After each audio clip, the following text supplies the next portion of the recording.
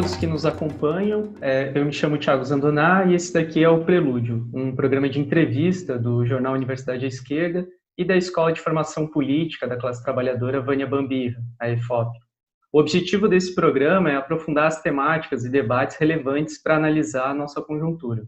Para ajudar essa entrevista, eu conto com a participação da Camila Ferreira, que também faz parte do jornal e da escola. Bom, nosso convidado de hoje é o professor e dirigente político Mauro Luiz Iazzi. Nós convidamos o professor para avançar no debate sobre a crise econômica brasileira e seus desdobramentos políticos, para tentar identificar melhor como que atua as diferentes frações da classe dominante e pensar os desafios para a organização da esquerda brasileira. Para quem ainda não conhece, o Mauro Iazzi, ele é professor da Escola de Serviço Social da UFRJ, é pesquisador do NEPEM, do Núcleo de Estudos e Pesquisas Marxista, educador popular do NEP 13 de Maio e membro do Comitê Central do PCB.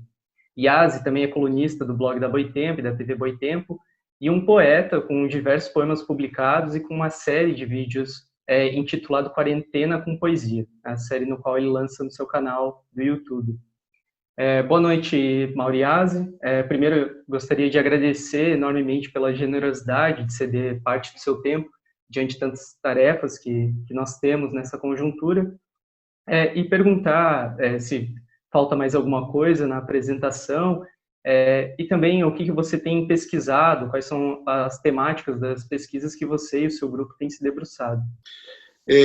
Então, eu tô na escola, como você disse, na Escola de Serviço Social da UFRJ, que é uma escola que tem tido um papel importante, né, nessa linha de resistência da teoria social de Marx, da teoria crítica, de uma perspectiva dentro do serviço social, mas também nas ciências sociais, de resistência, né? Nós participamos de um núcleo que originalmente foi fundado pelo José Paulo Neto, pelo Carlos Nelson Coutinho, né? E agora por uma geração nova de pesquisadores, estudiosos, ali da escola, que é o NEPEM, Núcleo de Estudos e Pesquisas Marxistas. Dentro do NEPEM, eu trabalho com os temas ligados à classe social, comportamento político, porque o meu objeto de estudo já há bastante tempo é a consciência de classe, né, onde eu defendi minha dissertação e meu doutorado. E agora, no NEPEM, eu tenho dirigido a atenção para o estudo da ideologia, tanto do ponto de vista teórico, conceitual, que é o nosso ponto de partida, como o estudo disso ligado ao comportamento político, portanto, na conjuntura, né? É isso que eu tenho me detido, onde eu tenho centrado minhas atenções ultimamente. Bom, boa noite, professora. A gente vai, então, para começar essa nossa conversa, recuperar um pouco a situação atual, né, no Brasil, que a partir dos desdobramentos um pouco da crise econômica, né, que está chegando num ponto bastante crítico, no qual os remédios econômicos típicos do Estado burguês parecem já ter se esgotado. Então, diante desse cenário, né, que metade da força de trabalho está desempregada, apostas em saídas neoliberais encampadas por figuras como o Paulo Guedes têm demonstrado claramente já os seus limites, né? Então, considerando que a pandemia catalisou também significativamente essa crise econômica, né, diante desse cenário um pouco, como que o senhor tem analisado essa crise e as ações tomadas pelo Estado no sentido de enfrentá-la, né? Acho que isso um pouco para a gente começar. Tá.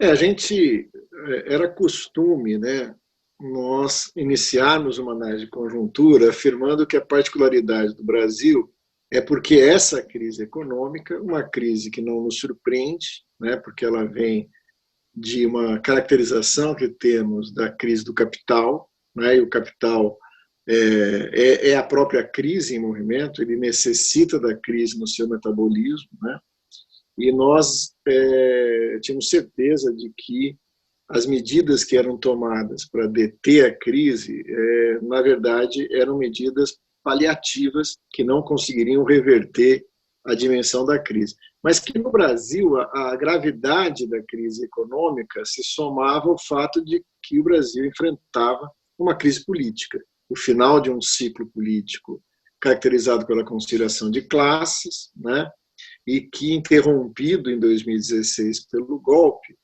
exigia uma retomada mágica, mítica da economia como fundamento para legitimar essa ruptura política que foi operada pelos segmentos dominantes do Brasil.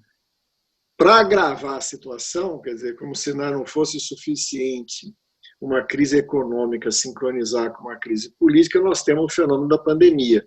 Então, isso tornou muito particular a operação de compreender a conjuntura, porque são determinações profundas que a gente tem que diferenciar para não ficar preso nesse redemoinho das aparências dos fatos conjunturais, mas que são cruzadas por uma crise política não resolvida e que agravada pela natureza do governo Bolsonaro.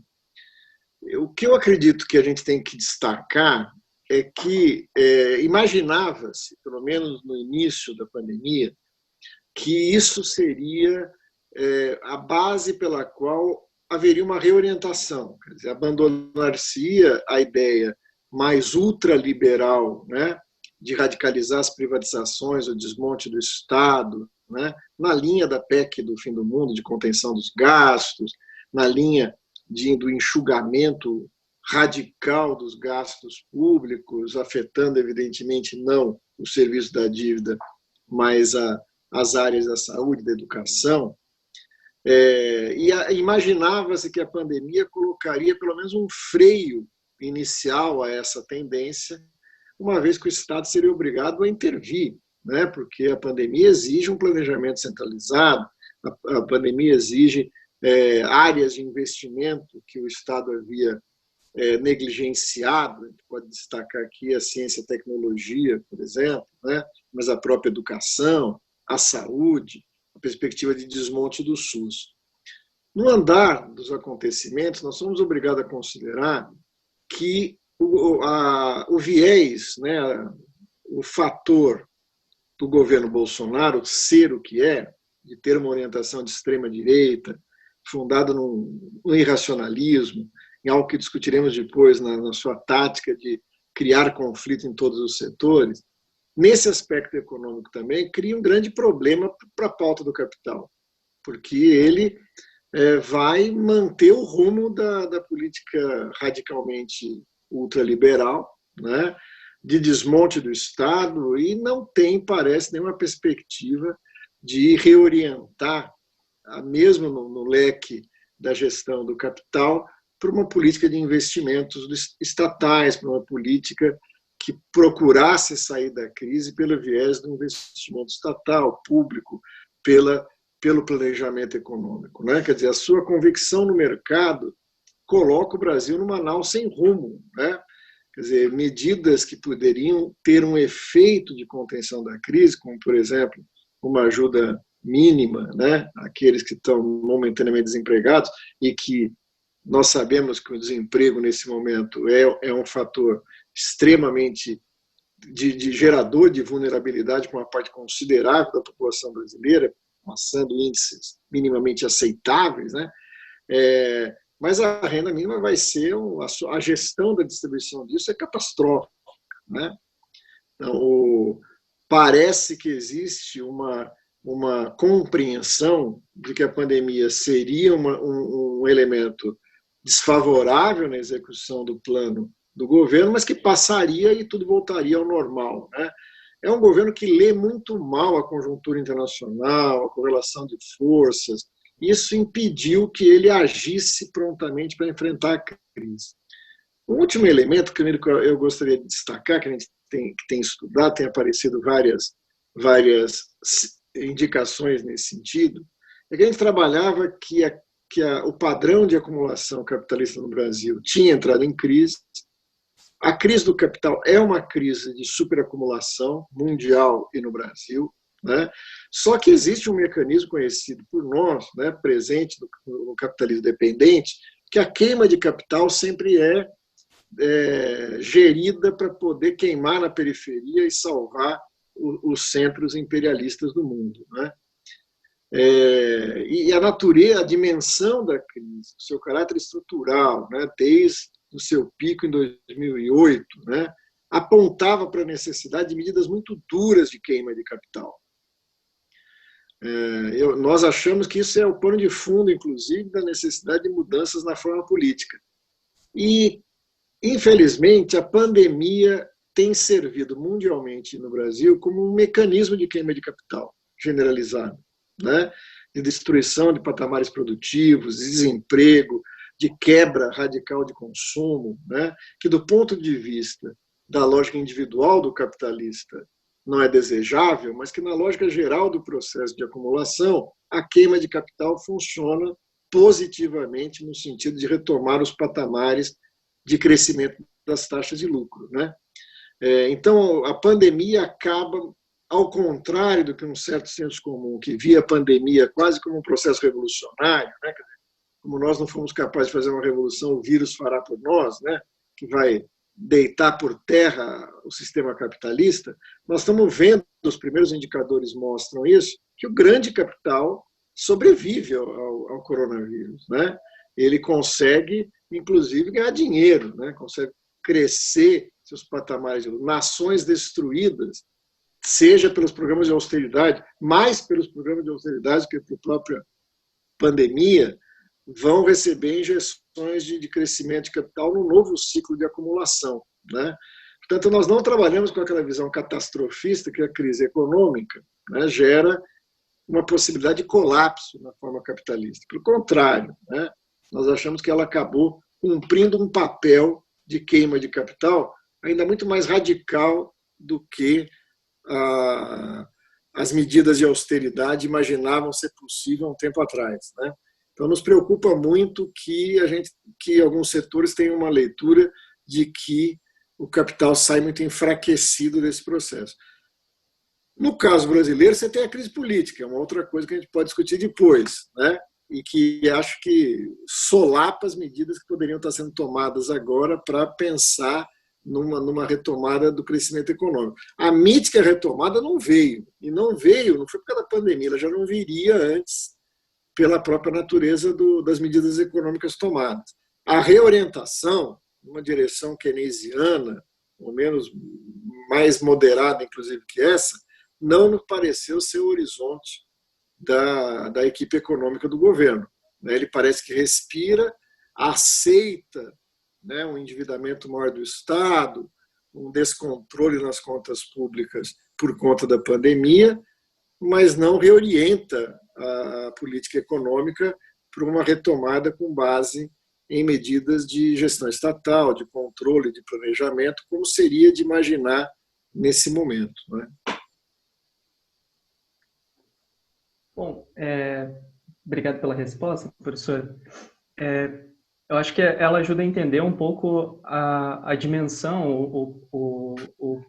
o plano de fundo que se reflete nas questões políticas, inclusive na crise política que você mencionou, né?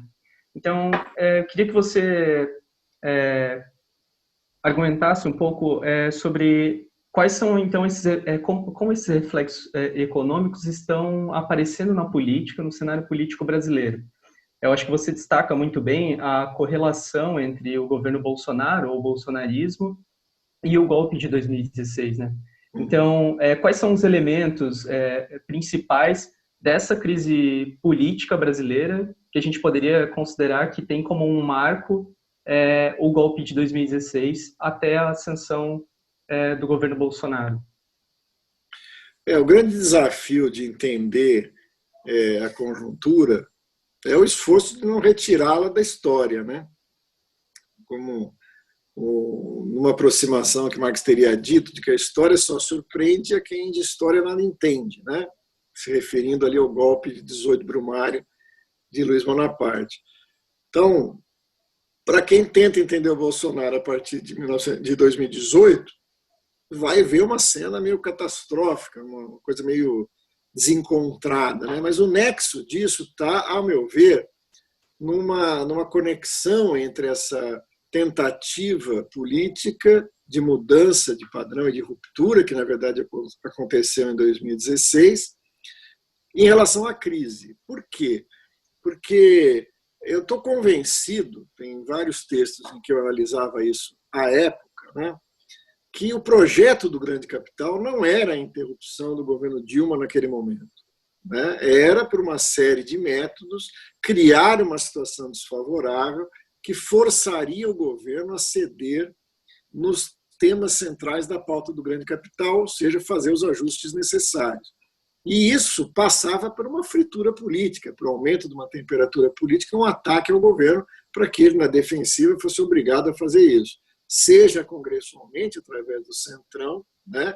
Seja através das apurações ali da Lava Jato, seja nas ações de rua, como se intensificaram a partir de 2015. Né? Mas isso não para desfechar um impeachment, isso para criar a situação em que a Dilma recuasse, né? E se comprometesse a realizar os ajustes considerados necessários pela pauta do capital. O que ocorre é que o governo Dilma, no intervalo da sua eleição de 2014 até 2015, cede a essas pressões, cede literalmente.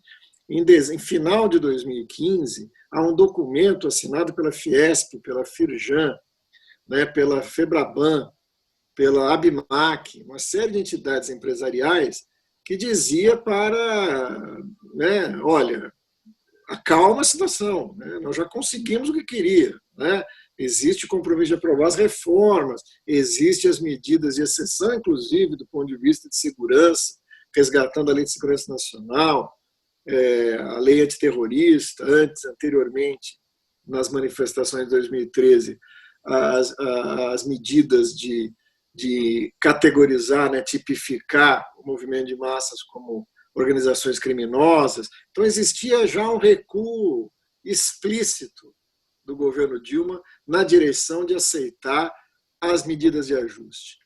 Né? Bastante diferente do discurso eleitoral de 2014, mas rapidamente, passada a eleição, saído o resultado, as medidas concretas foram nesse sentido. Né?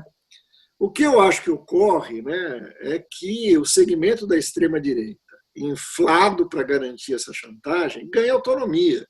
É algo que acontece no jogo político. Né? Você coloca determinadas forças em jogo, mas depois não necessariamente você consegue controlá-las. Né?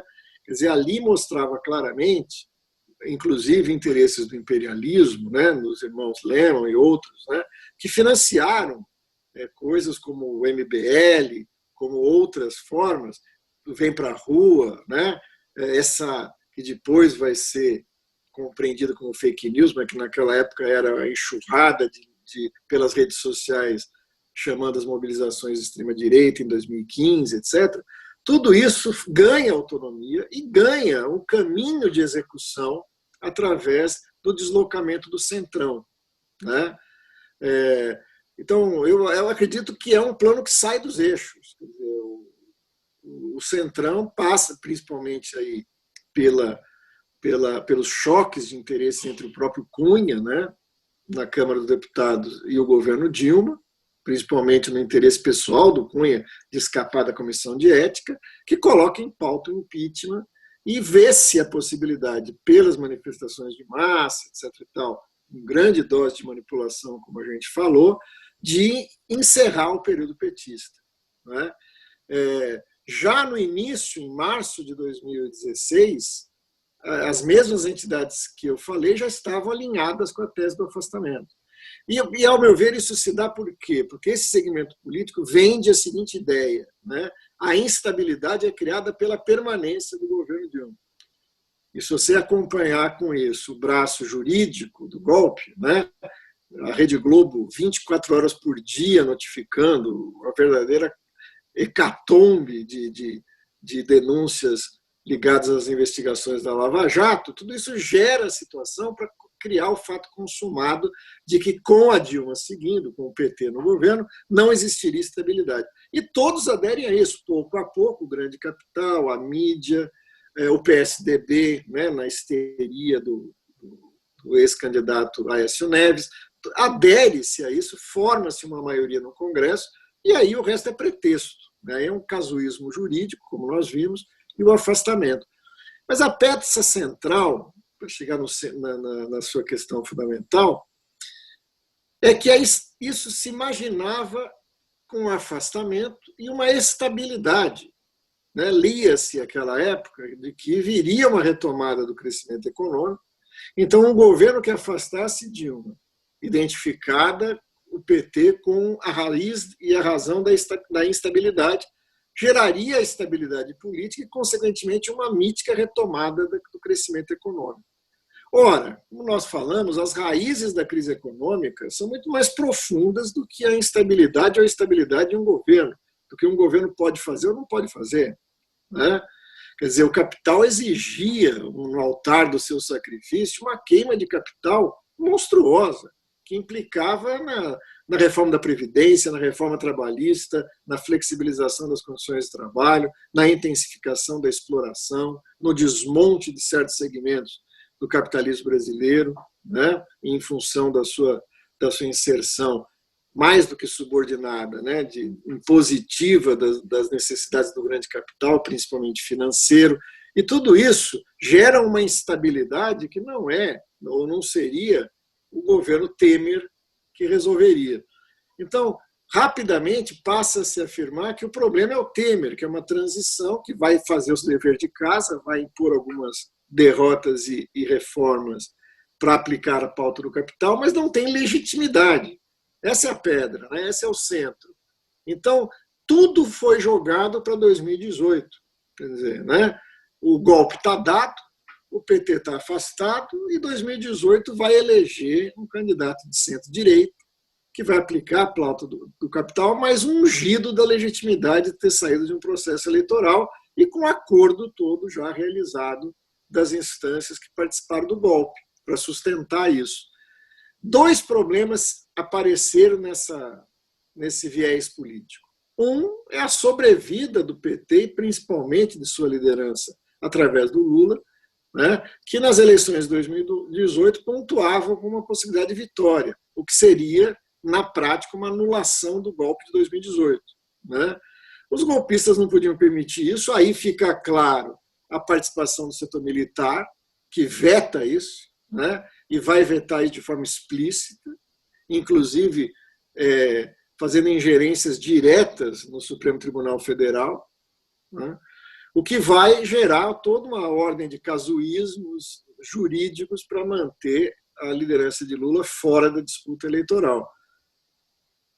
Veja, tudo para garantir uma vitória eleitoral nas urnas do centro-direita para poder estabilizar e aí sim voltar a crescer a economia. Só que a eleição foi um fator de instabilidade, né? Uma vez que os candidatos preferidos, né, inicialmente pelo grande capital, não decolam, não se viabilizam, e aí vem algo que revela aquele gênio que se tira da garrafa e é difícil colocar no lugar. A extrema-direita havia se credenciado como sendo alternativa ao petismo, né? Um dos grandes equívocos, né, nas eleições de 2018 é uma leitura que vem da direção do Partido dos Trabalhadores, que acreditava que o melhor cenário era uma polarização entre o petismo e o bolsonarismo. Tudo que o bolsonarismo queria era um contraponto petista para poder galvanizar toda a histeria do período anterior na perspectiva de vencer as eleições. Quem venceu as eleições foi o antipetismo. Só que o bolsonarismo e a extrema-direita lograram ser a expressão que canalizou esse antipetismo para a disputa eleitoral, atropelando os candidatos de direita, atropelando o insonso ex-governador de São Paulo, o Alckmin, aquela triste figura, do ex-ministro da Economia, que não tinha o trejeito para ser uma liderança para aglutinar a direita, e isso faz com que uma liderança extremamente negativa, perniciosa, preconceituosa, aglutinasse todo o ressentimento, o ódio, na figura de uma alternativa de extrema-direita que acaba por vencer as eleições. Eu acho que isso é uma das explicações possíveis de por que a crise econômica vai muito além daquilo que ela já tinha queimado. Quer Quer dizer, o capital sofre aí de uma ilusão de acreditar que tanto fazia o presidente eleito, né? Se ele fosse de direita, de extrema-direita, de centro, porque a pauta do capital já estava garantida, até mesmo se o PT ganhasse as eleições. Só que isso não foi bem assim. Quer dizer, o personagem que acaba se viabilizando eleitoralmente em 2018 é um enorme problema para a pauta do capital. Ele não vem junto, legitimado. Eu lembro que eu escrevi um texto no blog da Boitempo, assim, em meados do segundo turno de 2018, que eu falei, olha, seja qual for o candidato, nenhum deles sairá ungido de legitimidade. A crise é muito forte, né? E o Brasil passou por um processo de fratura política. Não é simplesmente uma divisão momentânea que acabou a eleição, se resolve. O Brasil estava fraturado, né? A extrema-direita no governo é um problema para a pauta do grande capital, né? Não só pelo estilo, né? Não só pelas bravatas, mas porque eu estou convencido que existe uma intencionalidade do bolsonarismo que não passava por ser eleito, governar por 4 anos, disputar as eleições municipais, fazer bases e ganhar as eleições de 2022. O projeto dele passava por criar as condições de uma ruptura política, ou uma espécie de golpe dentro do golpe, né?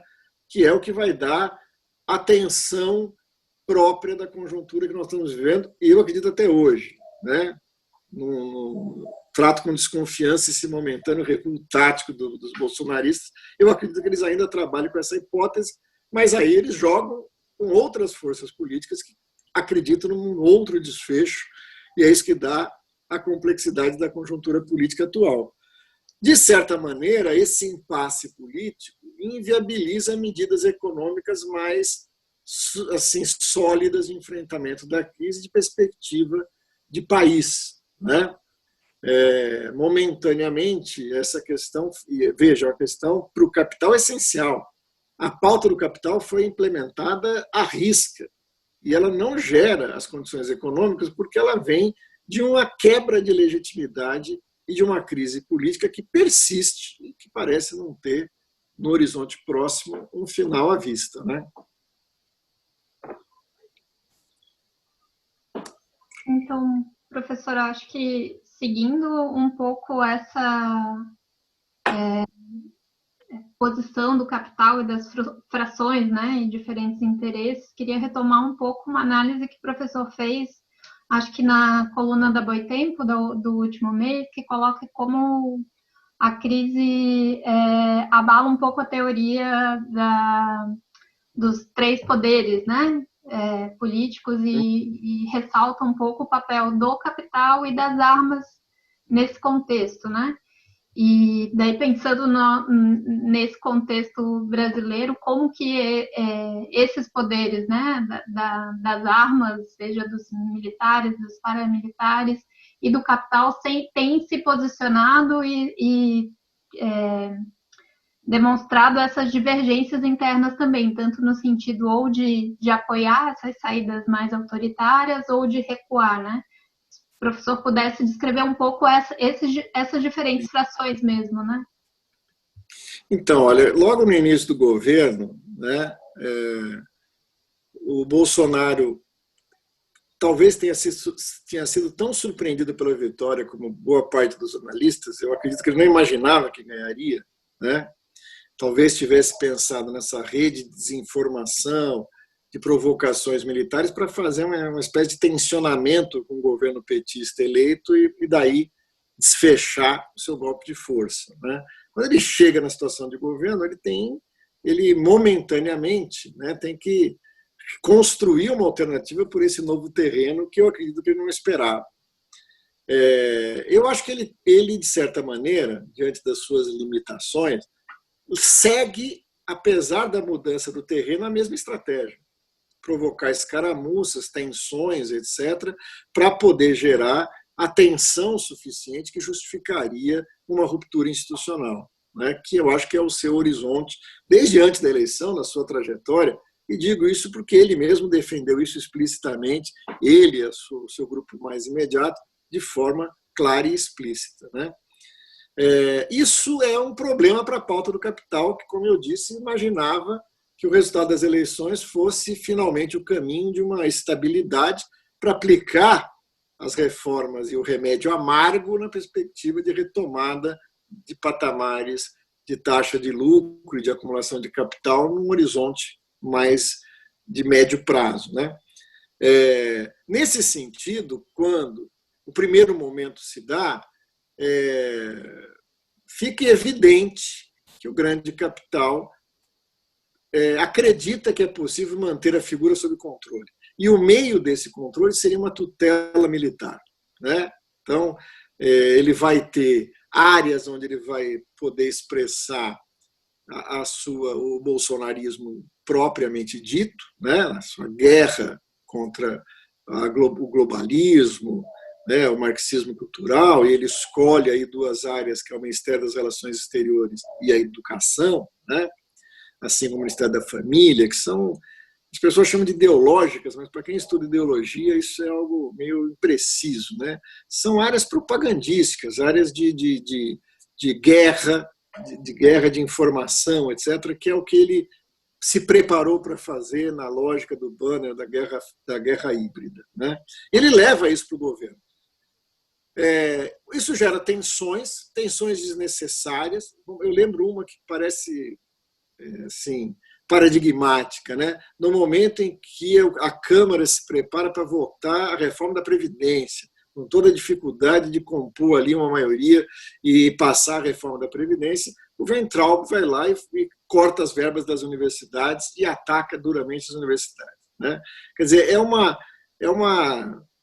um elemento do projeto estratégico descontrolado, que atira e cria instabilidade no momento que a burguesia pedir estabilidade.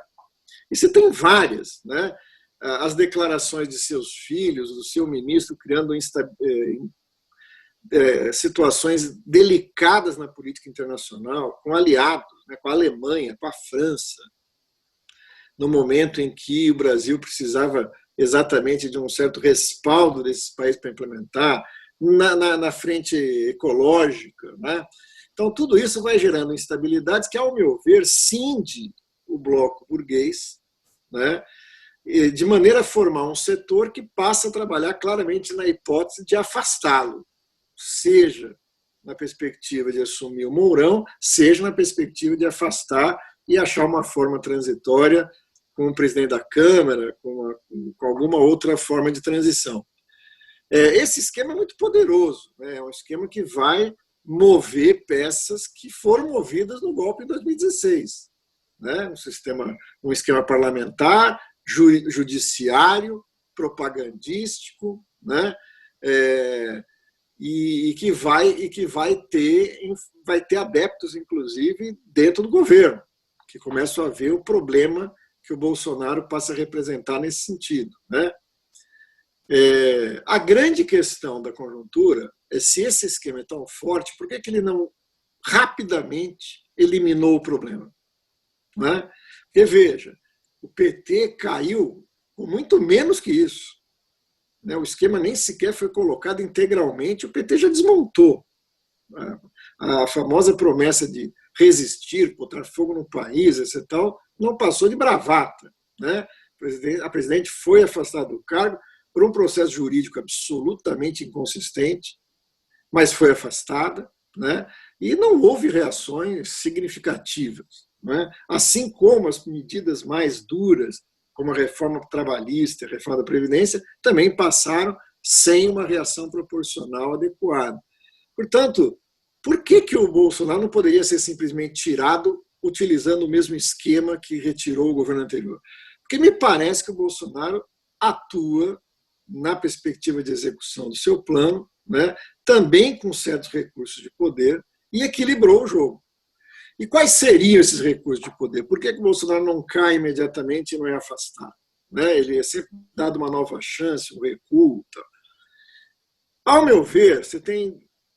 O primeiro elemento disso é a declaração explícita do Bolsonaro de que ele não aceitaria isso. Tem um momento que o valor econômico, que a burguesia pode mentir para todos nós, ela não pode mentir para si mesma, ela sempre tem que ter um organismo que faz análise, né? Houve um tempo que foi a Gazeta Mercantil, hoje tem sido o Valor Econômico. Então tem bons analistas de conjuntura ali, a Maria Cristina é uma delas.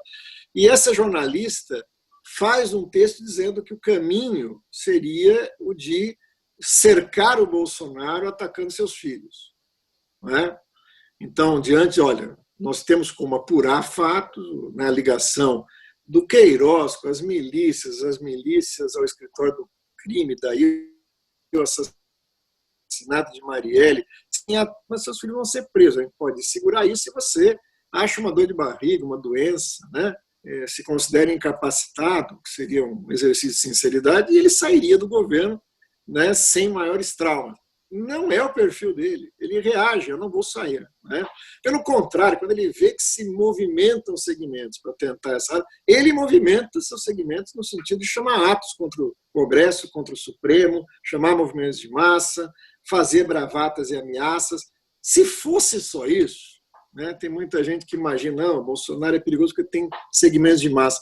Não são segmentos de massa que o seguraram, até porque as suas manifestações foram claramente minguando, né? Tanto eleitoralmente seus apoiadores, como as manifestações em si mesmo. Ele tem um apoio de segmentos das milícias. Isso é uma incógnita, não sabemos até que ponto essas milícias, né, fazem parte orgânica desse processo, mas a suspeita é que sim, que a ligação não é apenas a ligação de um funcionário de um gabinete, você tem ali uma organização criminosa, para usar o termo que os juristas adoram usar, né? E estou falando isso porque isso é o que tem transparecido nas investigações, nos jornais, nas denúncias que a gente tem acesso. Como explicar, por exemplo, o Queiroz, né? Quer dizer, para onde esse dinheiro desviado ia? Qual é a conexão dele, já que a conexão física é evidente, né? Tem foto junto, no churrasco, trabalho no gabinete dos filhos, tudo isso. Essa organização, até que ponto teria capacidade de reação diante da ameaça de retirada do presidente? O segmento de setores evangélicos, é sempre bom não generalizar, mas setores evangélicos fundamentalistas ligados à mercantilização da fé são poderosas máquinas que, se colocadas no sentido de resistência, poderiam criar problemas. Mas, até então, são dúvidas e, segmentos que poderiam ou não reagir. Mas os aparatos da polícia militar foram alvo de ação do bolsonarismo, que agiu, respondeu a demandas, buscou ser porta-voz, como acabou acontecendo de forma mais evidente na greve dos policiais no Ceará. Não é? Quer dizer, num debate com Orlando Zacconi, nosso companheiro ali do Rio de Janeiro, ex-delegado e conhecedor da área de segurança, ele nos diz que num seminário internacional, discutindo-se a possibilidade de golpes na América Latina, um especialista latino-americano afirmou que hoje em dia as máquinas policiais têm muito mais capacidade de operar golpes do que as próprias forças armadas dos diferentes países. Se nós analisarmos como foi operado o golpe na Bolívia, nós vamos ver um bom exemplo disso. Né?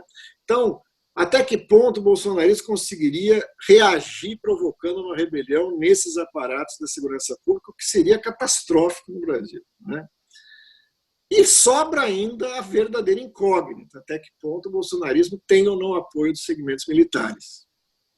O que se demonstrou no andar da conjuntura é que, sendo blefe ou não, isso permitiu que o segmento que pretendia interromper o governo Bolsonaro acabou aceitando uma solução intermediária, né, de entendimento que não envolvesse o seu afastamento, mas envolvesse o compromisso dele recuar na sua intencionalidade de ruptura institucional. Né? Agora, para que isso fosse possível, o outro lado tinha que ter força. Então, sendo blefe ou não, foi essa força que equilibrou o jogo e manteve Bolsonaro ainda no governo. Né? Isso explica por que figuras consideráveis da República, como Rodrigo Maia na presidência da Câmara dos Deputados, está tão convencido de que não deve encaminhar, em hipótese alguma, o impedimento do presidente. Né?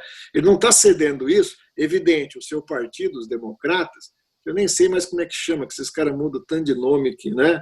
Mas aquilo que já estava nos governos passados, passou no governo do FHC e que sobrevive na política brasileira hoje, parece ter negociado com o governo Bolsonaro cargos, né? E que fez com que ele garantisse a sua governabilidade por essa via do toma lá da cá que a gente tanto conhece. Mas não é só isso. Quer dizer, o Rodrigo Maia é uma figura da República que está ponderando a possibilidade de quebra de uma estabilidade que seria catastrófica. Eu chamei isso de guerra civil, a gente considerou exagero, mas a questão é o seguinte, eu não estou falando que ocorreria uma guerra civil, mas o fato de que a burguesia, ao tentar deslocar o presidente, ela é muito fácil fazer isso quando não há reação nenhuma. Mas quando há reação, o desdobramento disso é um segmento tentando impor, né, por exemplo, a sentença de afastamento, e um outro segmento levantando-se em armas para defender a continuidade do governo. Quer dizer, ou isso culmina no enfrentamento dessas duas forças, ou a coisa se dissolve. É nesse cenário que eu analisei a questão dos chamados três poderes. Porque, veja, até hoje passa essa propaganda na Globo News, né? Aparece lá um membro do Supremo Tribunal Federal dizendo as instituições brasileiras são sólidas. Ora, um país que teve um afastamento de uma presidente eleita por um casuísmo jurídico, uma transição catastrófica do Temer, uma eleição recheada de irregularidades, um presidente na natureza do atual mandatário da República Brasileira. Tudo pode ser dito, menos que essas instituições estão funcionando. Na verdade, o que ocorre é o ocaso de uma teoria muito cara à teoria política moderna. Né? Quer dizer, se você acompanha as formulações dos grandes teóricos da política moderna, desde da sua origem, né? Ali em Maquiavel, em Hobbes, Locke, Rousseau, Montesquieu, todos eles trabalham com a ideia de que o Estado, né, ele tem um grande risco de se constituir um poder sobre os indivíduos. Então, como evitar que o Estado se autonomize e volte-se contra os interesses dos cidadãos? E, assim, o centro, a alma disso é a ideia da divisão dos poderes. Ou seja, a famosa formulação pela qual quem governa não pode fazer a lei, quem faz a lei não pode governar e quem julga não faz nem a lei nem governa. Né? Portanto, isso geraria um equilíbrio. Quem dá forma pragmática de não apenas de uma teoria política, mas de uma implementação prática de um governo burguês nesse sentido são os norte-americanos, a partir da ideia defendida no jornal O Federalista, né, que agrega a essa ideia da divisão de poderes um sistema que eles chamam de freios e contrafreios. Isso é uma ideia maquiavélica, não porque é um plano de conspiração, é porque deriva da tese de Maquiavel. Maquiavel não tem nenhuma ilusão, a única força que é capaz de restringir o poder é um poder. Né? Nós vamos fazer uma lei que impeça. Ora, se o governo tiver força, ele impõe e passa por cima dessa lei. Né? Não é a lei e a natureza justa dela que faz com que ela seja respeitada, é a capacidade de ter força para garanti-la. Né? Então, só um poder pode limitar outro poder. Isso leva aos norte-americanos à tese de que, se o presidente tem um direito, o parlamento tem que ter um direito para poder limitar esse direito do presidente. O direito, por exemplo, o presidente pode fazer o orçamento, mas ele tem que ser votado no parlamento. O presidente pode declarar guerra, mas quem pode convocar tropas é o parlamento. Então, isso exige que os poderes entrem em acordo e que um não possa sobrepor aos demais. Mas isso tem uma premissa. Né? E a premissa é que existe um ordenamento jurídico e um dos poderes é o zelador desse ordenamento jurídico estabelecido. Né? Quando você pega a crise brasileira, você vê um choque, né, que neutraliza o parlamento, o executivo domina o parlamento, o que não é uma novidade. Pesquisas do Fernando Limonge, lá da USP, da Ciência Política da USP, mostravam já no governo FHC que 82% das medidas legislativas tinham origem no executivo. O parlamento votava a lei que quem fazia era o executivo. Né? Então, esse mito de que o legislativo legisla e o executivo governa nos limites do que o parlamento definiu é um mito. Né? O poder executivo acaba se impondo sobre o poder legislativo, e isso se dá através do que o próprio Fernando Limonge e a Figueiredo chamaram de presidencialismo de coalizão, a formação de maiorias através de emendas orçamentárias, cargos do governo e outras benesses, como a gente conhece no Brasil, como financiamento de campanha, Caixa 2, etc. Né? A neutralização do poder legislativo faz com que a crise brasileira recente seja uma crise entre o judiciário e o executivo. Ora, quando o judiciário e o executivo entram em crise e o parlamento está neutralizado, quem é o mediador disso? Né? Isso faz com que apareça o que de fato existe, mas que a teoria política faz questão de ignorar, dois outros poderes, que não são contados entre os três poderes, mas são os poderes de fato. Um são as armas, que são as Forças Armadas, e que na crise atual parece ser decisivo, mas existe, daqui a pouco eu falo dele, um poder mais fundamental do que as Forças Armadas. Mas ficamos nas Forças Armadas. O governo Bolsonaro tem mais de 6 mil cargos militares, se não me engano, são 6.240 cargos militares no governo. Né? Nenhum governo, nem o da ditadura militar, notem vocês, teve uma presença tão marcante de militares no seu governo.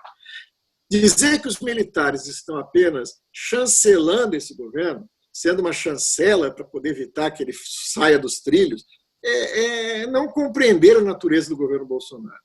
O Bolsonaro não é uma expressão da política militar, ele é um cara mal visto, inclusive, pela estrutura militar.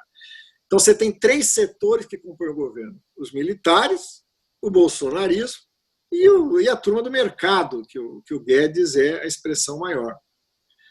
Né? Os militares têm interesses próprios na execução do governo Bolsonaro. Eles se acreditam parte do governo Bolsonaro. E, de certa maneira, o bolsonarismo ganhou segmentos, pelo menos do alto comando do Exército, dos generais que participam do governo. Se isso reflete ou não na caserna, se isso reflete ou não na capacidade de mobilização de tropas, já é uma outra questão que os especialistas analisam com mais cuidado. Mas que existe uma presença militar e forte no governo, sem dúvida.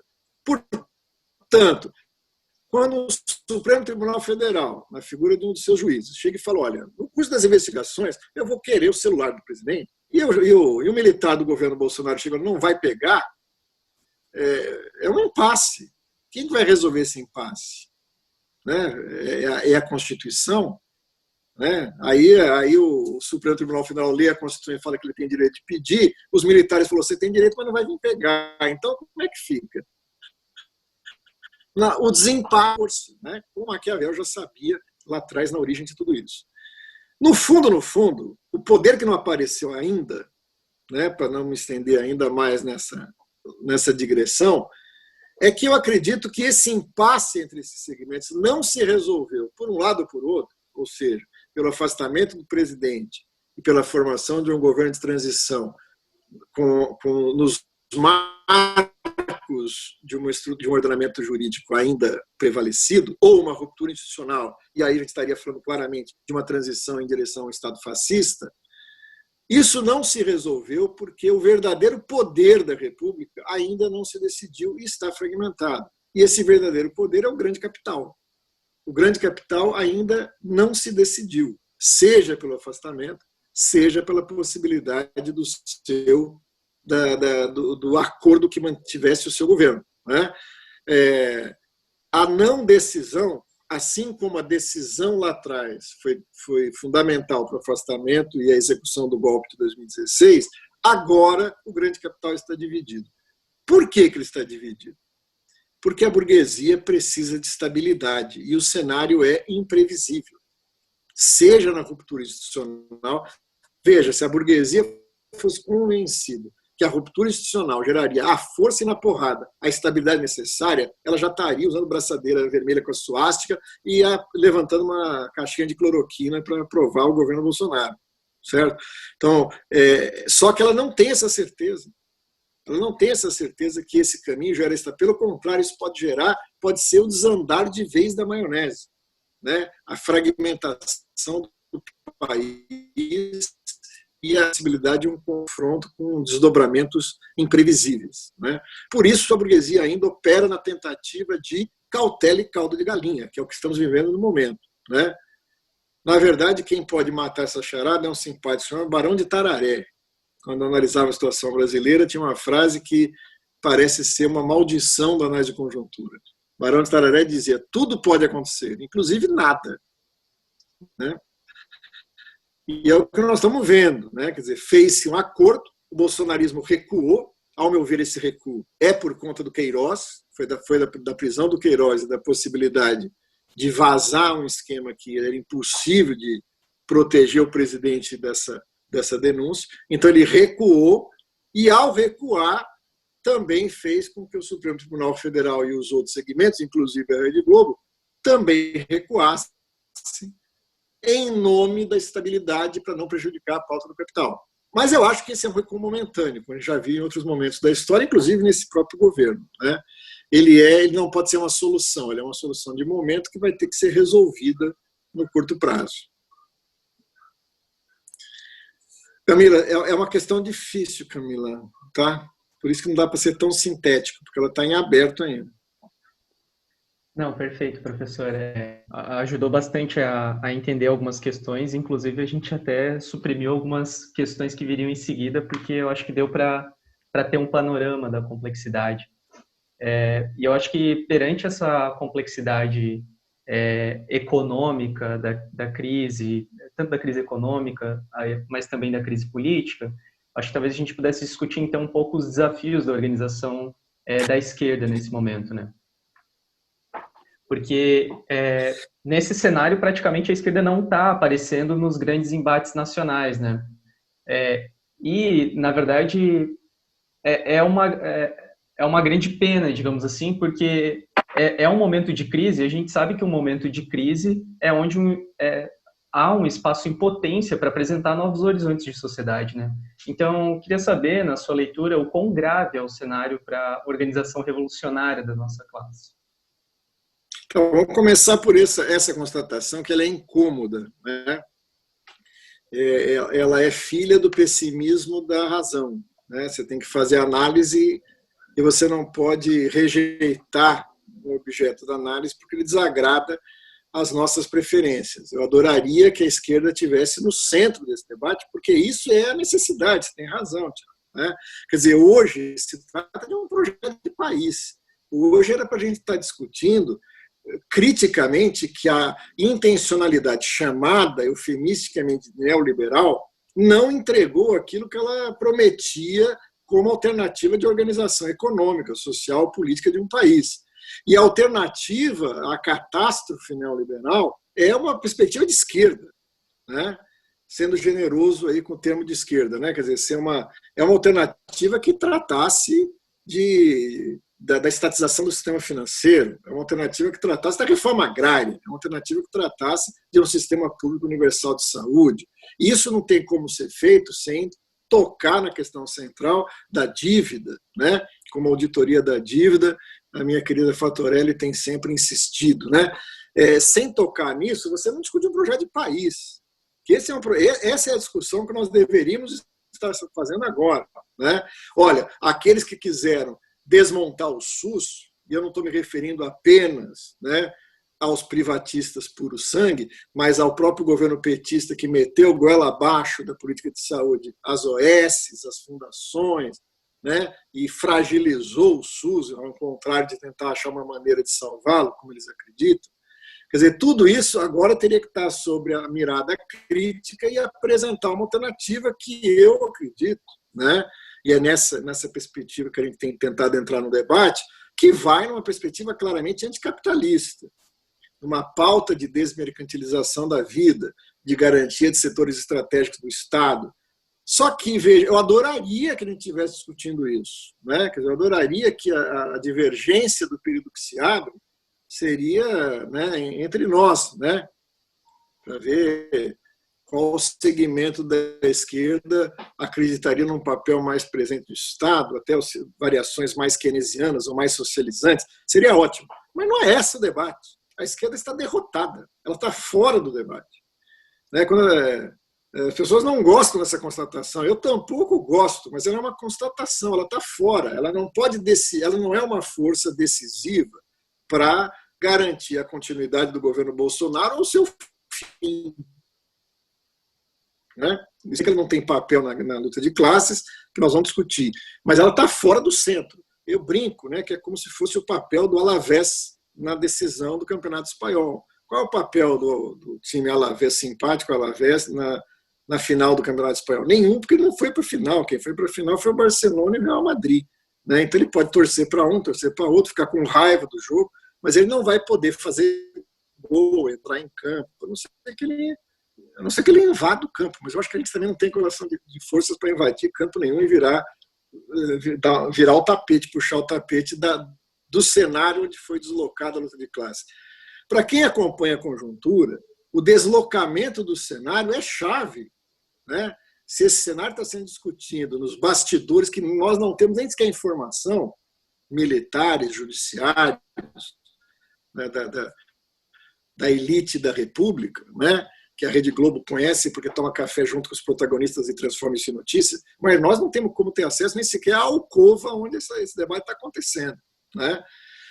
Por que a esquerda ficou fora nesse momento tão crucial da vida do país? Por que ela ficou fora? Aí tem uma série de leituras que não são exatamente da conjuntura, mas da trajetória histórica. Né? A classe já estava derrotada antes. Ela não foi derrotada pelo bolsonarismo. Né? E nem sequer foi derrotada pelo golpe em 2016. Porque se a classe fosse derrotada em 2016, se ela estivesse apostando numa alternativa e fosse obrigada a desistir dessa pela força, a gente teria resistido, acumulado experiência para poder agora estar se posicionando. Mas a classe já estava derrotada em 2016 e foi derrotada pelo longo processo de conciliação de classe dos governos petistas do ciclo que vai de 2002 até 2016. Né? O NEPEM, no momento ali de síntese, né, dos grupos de estudo, da pesquisa, das disciplinas realizadas na pós, me cobrou um pequeno texto de balanço, né, e que eu chamei de 5 teses sobre a formação social brasileira. Ali tem uma tentativa de balanço, é lógico, ela é fruto de um seminário, é um pouco assim individual de um trabalho coletivo, portanto é um negócio ainda bastante inicial, né, germinal. Mas alguns eixos, aqui rapidamente apresentando, são essenciais para entender a natureza dessa derrota. Né? O primeiro ponto a ser colocado, que não é uma derrota conjuntural, não é uma derrota onde as forças políticas se organizaram, tiraram uma presidente, garantiram o Temer e daí venceram as eleições de 2018. Não é isso, porque isso abre a possibilidade de, ao ler dessa maneira, então vamos nos organizar para ganhar 22. Eu acho que a questão não é essa. A questão é mais séria porque, ao meu ver, nós vivemos o fim de um ciclo. E esse ciclo é o fim de uma estratégia que tem uma origem, um desenvolvimento, uma implementação e um desfecho. Ela tem a sua origem ali na crise da autocracia burguesa, no final dos anos 70. Ela tem seu desenvolvimento nos anos 70 e nos anos 80, e tem sua implementação com a chegada do PT no governo em 2000, nos anos 2000, né, 2002. Essa estratégia, chamada Estratégia Democrática Popular, ela pretendia ser uma superação da Estratégia Democrática Nacional do PCB e, na nossa leitura, acabou sendo uma reapresentação empobrecida daquela estratégia. Né? Ela não conseguiu ir além daquilo que negava, para usar um termo que nos é caro. Né? E qual é o problema dessa estratégia? Né? Ela está errada nas suas premissas, ela está certa nas premissas e, portanto, foi mal implementada, houve um erro de execução. Isso é um debate comum quando a gente faz a discussão de estratégia. Ao meu ver, ela tem inconsistências na sua própria premissa e na sua formulação. Em vários aspectos que não temos tempo aqui de desenvolver, mas no que é central, ela não compreende o caráter do capitalismo brasileiro. Né? Quer dizer, esse debate, né, que a patrona da escola tem papel fundamental, que é a Vânia, né, junto com o Mauro, com o Teotônio, com outros, né, do capitalismo dependente, com todos os problemas, e que é comum em toda a teoria de desenvolvimento futuro, chama a atenção da natureza do capitalismo dependente, e das implicações dessa constatação para as formas políticas prevalecentes no nosso continente. De certa maneira, a estratégia democrática popular passa ao largo desse debate, né? E trabalha com uma constatação que não é absurda, mas que é imprecisa, né? De que o desenvolvimento do capitalismo brasileiro teria gerado as condições para um amadurecimento político que levaria a, não a possibilidade, mas a obrigatoriedade de uma nova forma de Estado, que tornava possível uma estratégia de acúmulo de forças políticas na sociedade, chegar a ocupar parcelas desse poder político estatal burguês e colocá-la a serviço de uma transformação social, né? Ora, além da incompreensão do caráter do capitalismo brasileiro, eu acho que aí uma incompreensão do que é a tese central do Florestan Fernandes sobre o caráter autocrático do Estado burguês, né? Há também uma incompreensão da teoria de Estado, né? Há uma premissa, fundamentos da teoria de Estado, tal como compreendido por Marx, por Engels e por Lenin, estavam ultrapassados na história diante da possibilidade de um Estado ampliado que teria necessariamente que construir sua hegemonia na alternância de poder com acúmulo de forças progressivas dos setores populares, né? Há uma incompreensão não só do capitalismo dependente no Brasil, do caráter do Estado no Brasil, mas também da teoria gramsciana da disputa de hegemonia. Como se a disputa de hegemonia não fosse, né, na compreensão do comunista Sardo, né, uma luta de classes. Uma luta de classes onde a hegemonia, momentaneamente, é possível através do que ele chama de acordos temporários, né, instáveis, aonde o poder da burguesia pode se dar no quadro daquilo que ele chama de um Estado parlamentar, de um Estado democrático, né? De certa maneira, para resumir, imaginava-se que, dentro desse novo contexto, a ruptura estava descartada, de um lado e de outro. O golpe militar era visto como uma reação à possibilidade de uma insurreição popular ou de uma revolução. Na medida em que esses senhores abdicam de qualquer tipo de ruptura revolucionária, através da linha do eterno acúmulo de força progressiva, imaginava-se que isso teria como contrapartida pela direita também a abdicação de qualquer tipo de ruptura institucional que interrompesse o processo democrático, né? Isso é um erro. Isso gera a situação em que nós estamos no momento. Quer dizer, quando a burguesia opera uma ruptura, a esquerda, ou aquilo que ocupou o lugar da esquerda, que paulatinamente deixou o horizonte de esquerda na perspectiva de um horizonte de centro, né, acabou tornando-se impotente para reagir ao processo de luta de classes que estava colocado. E isso produziu uma derrota. Ora, quando a classe é derrotada, ela sofre um processo de desconstrução de classe, enquanto sujeito político propriamente dito. Isso teve dois efeitos. Um da esquerda, que fragiliza sobremaneira a capacidade da esquerda intervir no jogo político, e, por outro lado, um fortalecimento da extrema-direita, que se apoderou desse espaço deixado vazio e teve condições de penetrar na consciência das massas e dirigi-la, num certo sentido, pelo menos momentaneamente, numa perspectiva de extrema-direita, né? Por isso que a esquerda está fora. Ela não está fora porque as vanguardas, naquele momento, agiram mal, tomaram decisões equivocadas. Ela está fora porque sofreu uma derrota histórica. E demora, a questão é essa, o Tiago, Camila, demora para a classe superar uma derrota histórica, né? Eu falo da experiência e do estudo que a gente tem do próprio PCB. O PCB sofre uma derrota histórica em 64. E não é em 65, 66 ou 67 que a classe consegue se reerguer e entrar em cena novamente. Isso só vai acontecer lá nos anos 80. Não é? Portanto, não é um processo em que você pode simplesmente tirar os ensinamentos e operar na direção oposta. Já que falamos aqui, né, da teoria marxista da dependência, né, a Polop tem uma leitura correta do ponto de vista teórico do caráter socialista da Revolução Brasileira, do limite da estratégia democrática nacional, já em 62, 68. Isso não quer dizer, em 62, não quer dizer que em 64 ela estava em condições de operar uma nova estratégia que ultrapassasse a estratégia democrática nacional do PCB naquele momento. Então, se não, seria ótimo, né, que a gente chegasse no tribunal da história e falou, olha, em 62 eu já tinha essa concepção, então eu faço questão de entrar aí no centro da conjuntura para participar da decisão. A Polop estava longe de ter condição de ocupar esse espaço lá naquele contexto. Portanto, agora, por mais que a gente tenha críticas ao democrático popular, tinha constatado já de que o desfecho seria muito diferente daquele idílico imaginado pelo reformismo petista, isso não significa que o ocaso dessa alternativa nos inscreve imediatamente para ocupar esse espaço.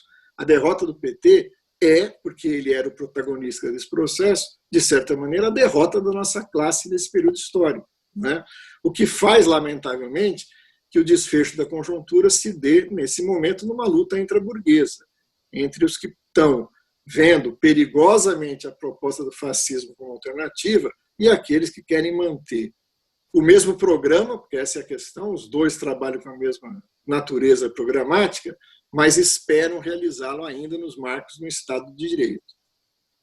A partir disso, professor, uma das dificuldades, né, da luta dos trabalhadores nesse cenário tem sido a adoção no interior dos movimentos, né, de uma luta dentro dos limites que propõe a burguesia, né? Então, uma delimitação das lutas no campo institucional, do etapismo, enfim, frente às derrotas, né, que nos são impostas pela burguesia.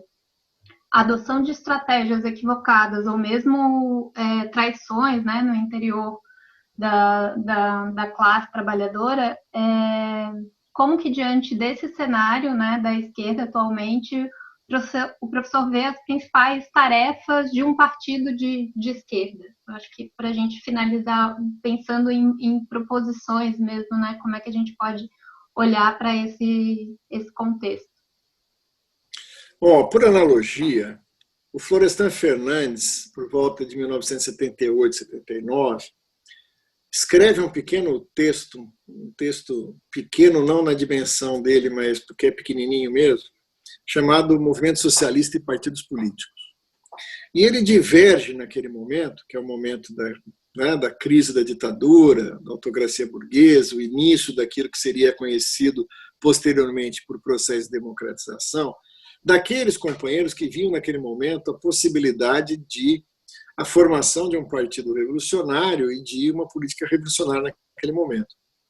E o Florestan, de forma muito sensata, como era do perfil desse sociólogo, dizia o seguinte: não se cria partidos por decreto, né?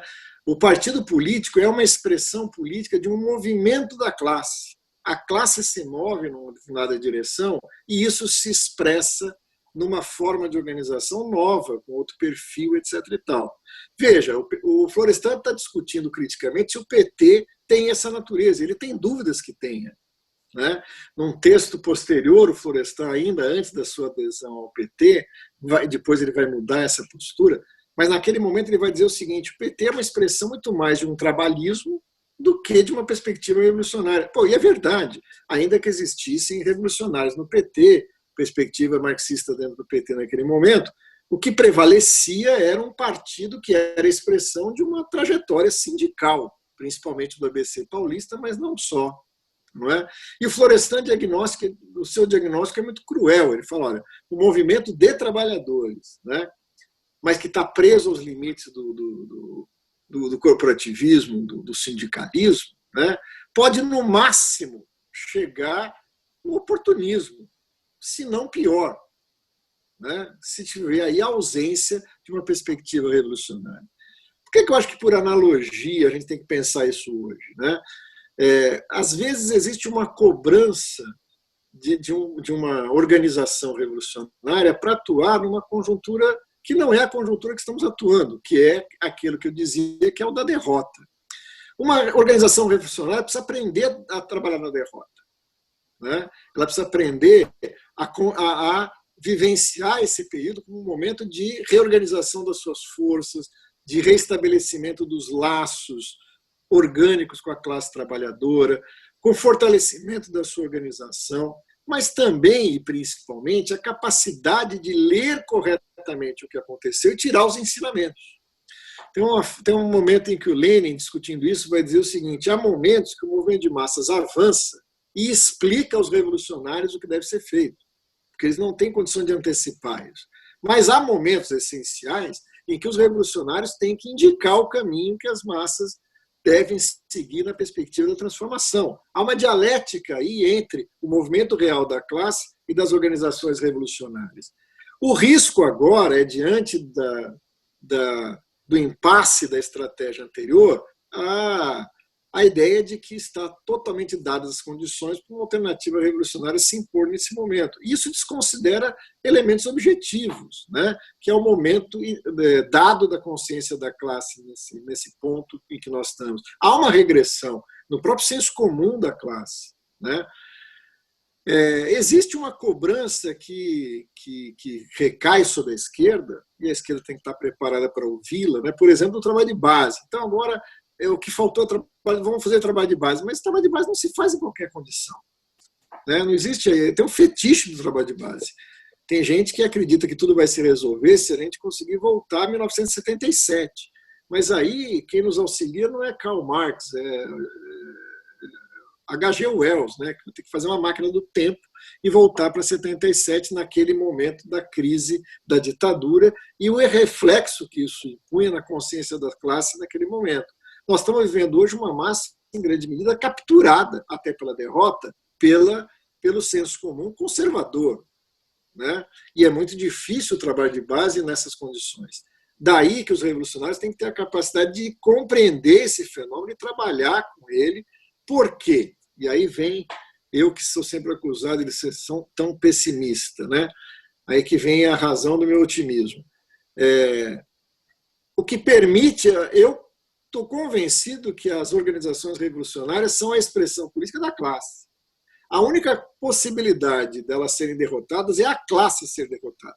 Mas não é possível derrotar a classe, porque seria ótimo para o capitalista se ele conseguisse inventar um capitalismo sem trabalhadores, mas ele não conseguiu fazer isso ainda, né?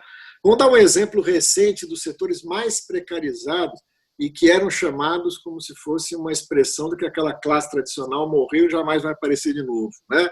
Então, os trabalhadores de entrega, né, das companhias, dessas companhias que fazem as entregas, etc., tal, do que se chamou, o Ricardo Antônio chegou a chamar de uberização, né? Exatamente porque é o esquema da Uber, né? Tem razão ele. Mas veja, eles são colocados em condições terríveis, mas exatamente essas condições terríveis fazem com que eles se juntem para reagir a isso e se transformem num segmento de classe que se coloca em movimento. A nossa certeza de que a classe vai se reestruturar e vai se constituir novamente como um sujeito político é porque ela vai viver um período duro de ataque do capitalismo.